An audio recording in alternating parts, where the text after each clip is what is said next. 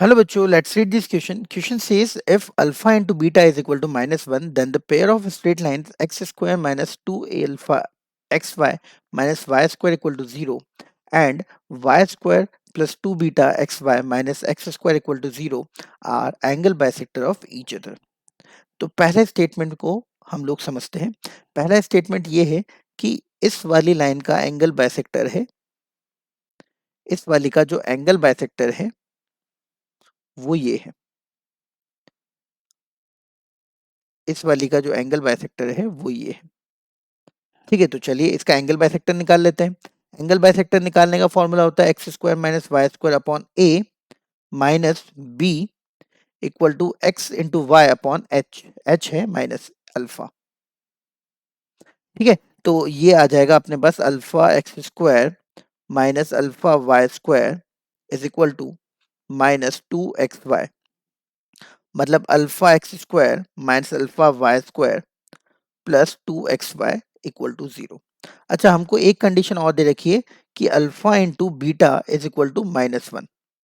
तो alpha into beta अगर -1 है तो अल्फा इक्वल टू हो गया -1 अपॉन बीटा। यहाँ पे पुट कर देंगे तो -1 upon beta x square plus 1 upon beta y square plus 2xy equal to 0। तो ये हो गया minus x square plus y square minus plus 2xy beta equal to 0।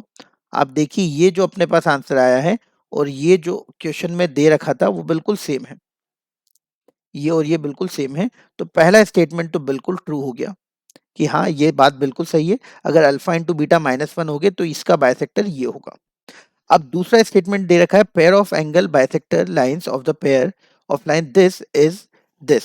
तो बिल्कुल ये फॉर्मूला होता है, ये बिल्कुल ट्रू है और ये इसका करेक्ट एक्सप्लेनेशन भी हो गया क्योंकि जब हमने इस क्वेश्चन को सॉल्व किया तो इसी फॉर्मूले का यूज किया बाइसेक्टर निकालने के लिए।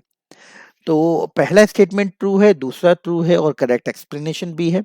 तो इसका आंसर उस हिसाब से हम फर्स्ट ऑप्शन कर सकते हैं, जो कि जनरली यही होता है कि statement 1 is true, statement 2 is true and it's correct explanation as well. I hope आपको ये समझ में आया होगा। Thank you very much.